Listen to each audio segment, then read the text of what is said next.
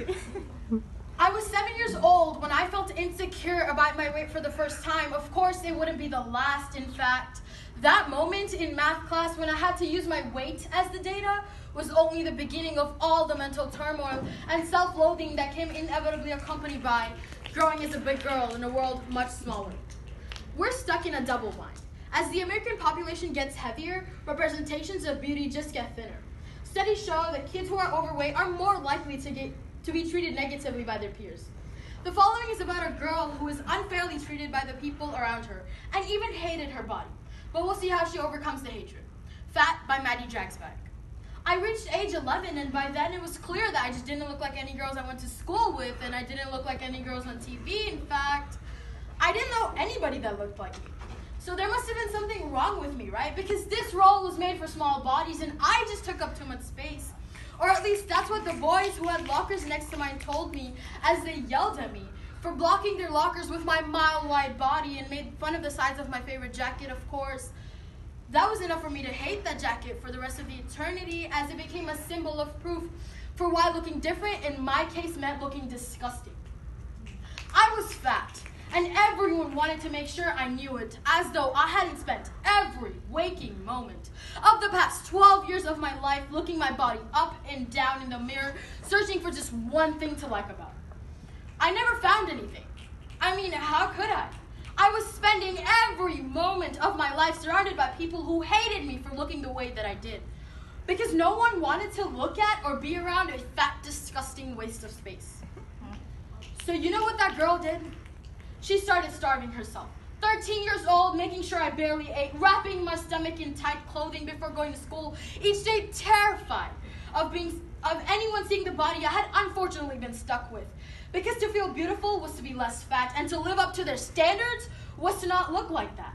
And so I existed in a world where the only voice I could hear was the voice inside my head, was screaming, "You've already eaten 2 granola bars today, and do you feel hungry all the time? It isn't working." And with every growl of my stomach, I felt like I was stabbing the fat girl that destroyed my life.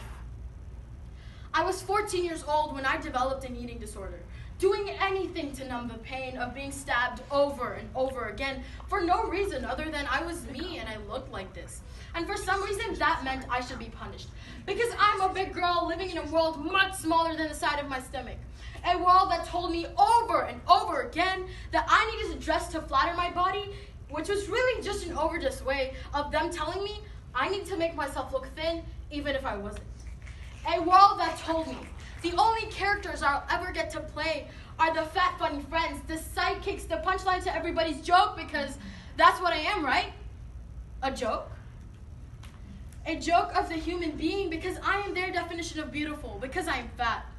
I was 16 years old when I realized I needed to help this fat girl heal these stab wounds.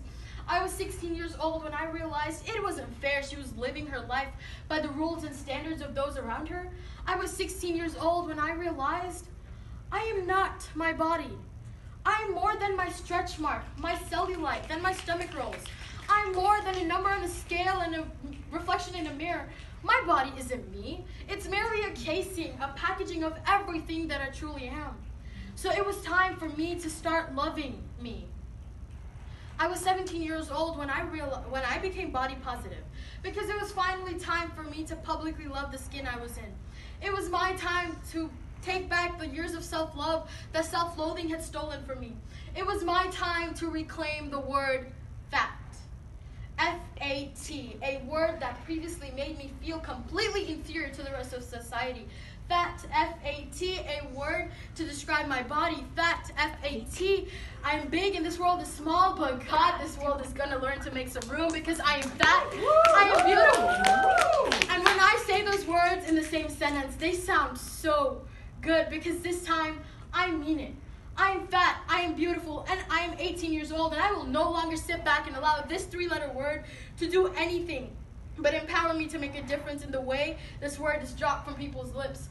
Fat, F-A-T, fat is not an insult. It's not something that should leave your lips dripping in negativity and hate, because you always hear people say, "Oh, ugh, I look so fat," but you never hear them say, "Oh, ugh, I look so skinny."